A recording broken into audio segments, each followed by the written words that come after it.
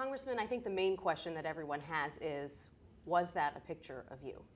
Well, the main question that a lot of people are asking is, did I send the photograph? I did not. This was a prank, a hoax. You know, we're trying to get to the bottom of the photograph. You know, we've retained a firm that is going to take a look at the internet security that we have to make sure this doesn't happen again. Photographs can be inserted, photographs can be manipulated.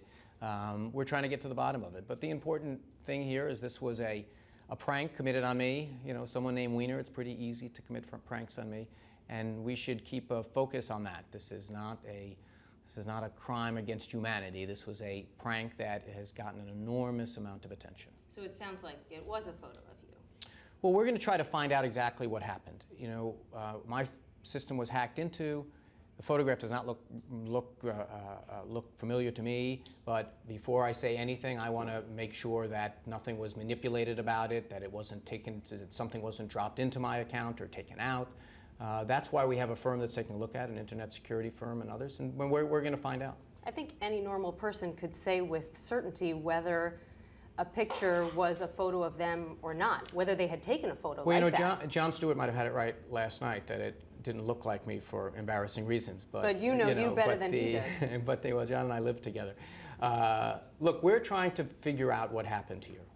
But let's keep an eye on what the big picture is. This was a hoax. Now, it was committed on me. It was a prank. It was a relatively easy one to do, making fun of my name. My accounts were hacked into. I think that at some point we've got to start focusing on other issues. Now, one of the reasons I did ask for a firm to go in who's going to get help from internet security types to try to figure out what exactly happened, try to get to the bottom of it, and hopefully we'll learn that. So assuming that it was a picture of you, because I think that that's the conclusion that a lot of people are going to draw, do you think that someone knew that you had a photo like that in your account and then knew enough of your account information to be able to hack into it and send it? This is exactly the problem that we have with this issue, and I just want you to respect the idea that at some point the questions can get more and more and more invasive and bizarre. You know, let's remember what happened here. Someone posted something on my Twitter page that was apparently directed at someone who says they don't know me and I don't know her. She says she didn't get it.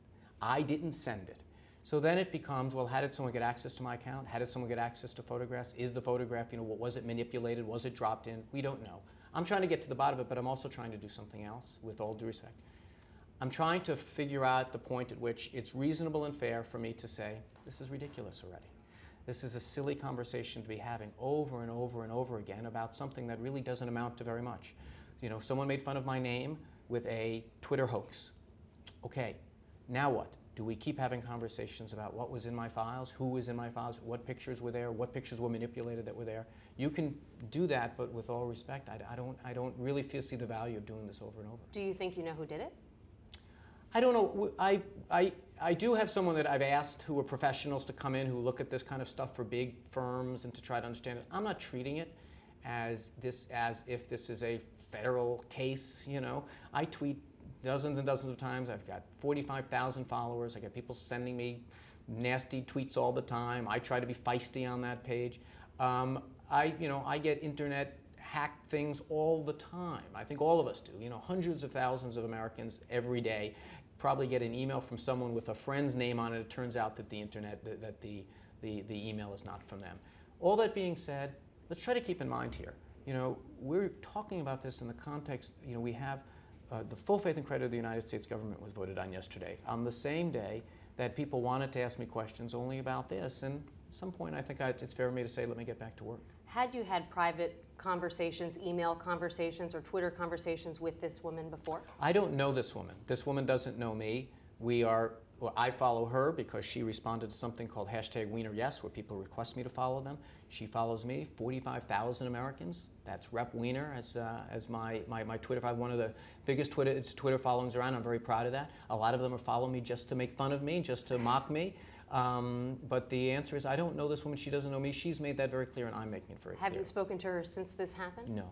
She said she can't confirm or deny these hacking claims. She's not sure herself what happened. All I can tell you is, I'm a victim, but she certainly is. It doesn't sound to me like she had anything to do with anything. She put out a long statement that made that very clear on Saturday or Sunday, and I think that, you know, One of my great regrets here is, you know, I'm a member of Congress. I'm a big boy. I put myself out there. I make fun of people. I take shots. I can take shots.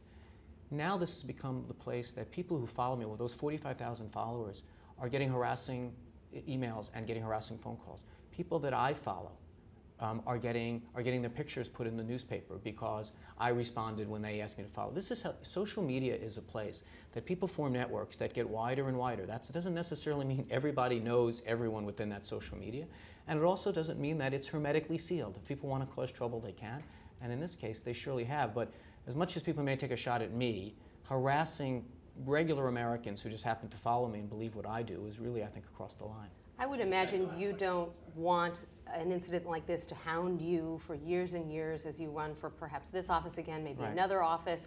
Why not ask the authorities to investigate simply to clear your name? Well, we'll see. I mean, one of the reasons I asked a law firm and internet security operation to come in is to give us advice on that. You know, first of all, I don't believe that this is a federal case. I don't believe this is a capital crime. I believe this is a bit of mischief. And I'm treating it that way. But it's causing more than mischief for you now. It's causing, but it's causing more mischief. But that doesn't necessarily mean that I ask the taxpayers of the United States of America to undergo a big investigation on who posted a silly picture on my Twitter page. It doesn't necessarily mean, for example, that if there was something that had nothing to do with the federal government, that I should be calling in the FBI. But let me just say this: this is why I've asked professionals who I'm paying to come in and give me an assessment on what they think. The most important thing from my perspective is making sure that my account's secure, that no other person gets harassed from the thing being sent from my account. But you know, people want to make this a federal case, want to make this a capital crime. Look, I see it as a prank, and I also see it as an extension of what happens to people every single day in this country. I would be surprised if you didn't get an email in the last 48 hours that was some way spam or a hoax email that came from someone spoofing, pretending to be someone else. I can show you one I got yesterday. It happens. It doesn't mean that every single time that it happens, we all treat it like a federal case. Just one last question. Sure. How has your wife reacted to all of this? Well, you know, my wife is a remarkable woman. We've only been married less than a year, and I think to some degree when you marry a member of Congress, you expect a certain level of aggravation. But she is a remarkably strong woman. She works for Secretary Clinton. She worked for the First Lady back in the days of some remarkable things going on there. She's a very strong woman.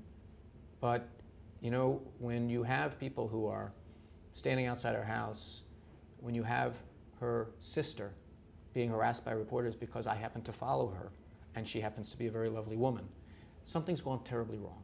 And so I think that, you know, I have a right to a certain level of privacy and a certain level to say, okay, enough.